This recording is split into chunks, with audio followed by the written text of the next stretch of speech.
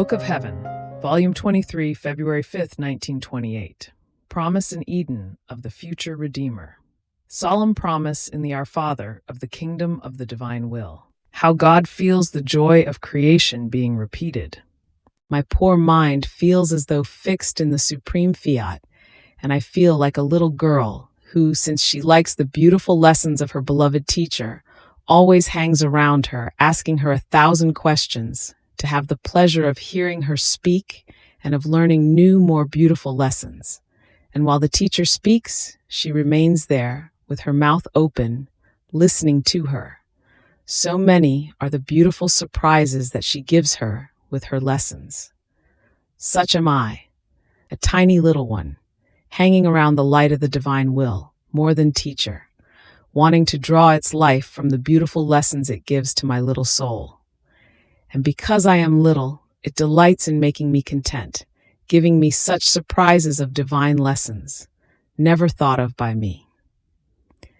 So while I was thinking about the kingdom of the divine will, and its reigning upon earth seemed as though difficult to me, my beloved Jesus, coming out from within my interior, told me, "My daughter, as Adam sinned, God made him the promise of the future Redeemer. Centuries passed, but the promise did not fail, and the generations had the good of redemption. Now, as I came from heaven and formed the kingdom of redemption, before departing for heaven, I made another promise, more solemn, of the kingdom of my will, and this was in the Our Father. And so as to give it more value, and to obtain it more quickly, I made this formal promise in the solemnity of my prayer, praying the Father to let his kingdom come, which is the divine will on earth as it is in heaven. I placed my very self at the head of this prayer, knowing that such was his will, and that, prayed by me, he would deny me nothing. More so, since I prayed with his very will, and I asked for something which was wanted by my Father himself. And after I had formed this prayer before my celestial Father, certain that the kingdom of my divine will upon earth would be granted to me, I taught it to my apostles, that they might teach it to the whole world, so that one might be the cry of all, "Your will be done, on earth as it is in heaven." A promise more sure and solemn I could not make. Centuries are like one single point for us, but our words are accomplished acts and facts. My very praying to the celestial Father, "Let it come, let your kingdom come. Your will be done on earth as it is in heaven," meant that with my coming upon earth, the kingdom of my will was not established in the midst of creatures. Otherwise I would have said, "My Father, let our kingdom, which I have already established on earth, be confirmed, and let our will dominate and reign." Instead I said, "Let it come." This meant that it must come, and creatures must await it with that certainty with which they awaited the future Redeemer. Because there is my divine will, bound and committed, in those words of the Our Father, and when it binds itself, whatever it promises is more than certain. More so, since everything was prepared by me, nothing else was needed but the manifestation of my kingdom, and this I am doing.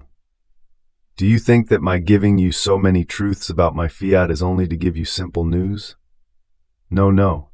It is because I want everyone to know that its kingdom is near, and to know its beautiful prerogatives, so that all may love, may yearn to enter, to live in a kingdom so holy, full of happiness and of all goods.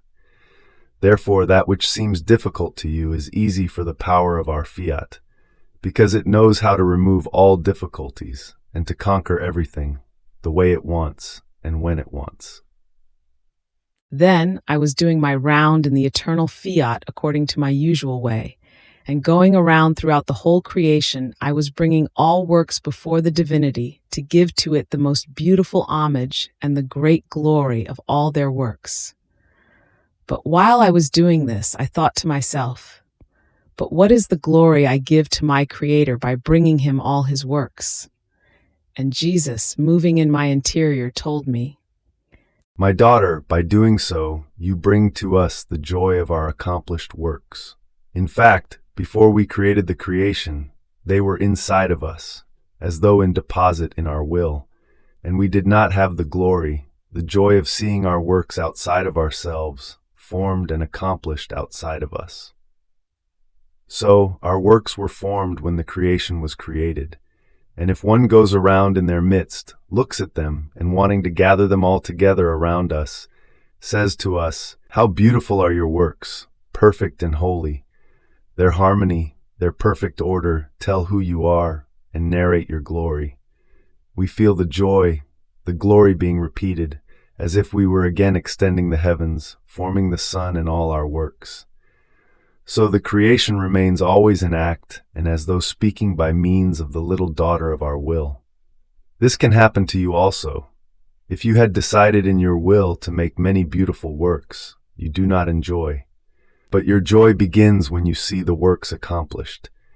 And if someone, loving you, often brought them around you to say to you, "See how beautiful are your works," would you not feel glorious, and the joy of when you accomplish them being repeated? Such am I. The repetitions form my most beautiful surprises.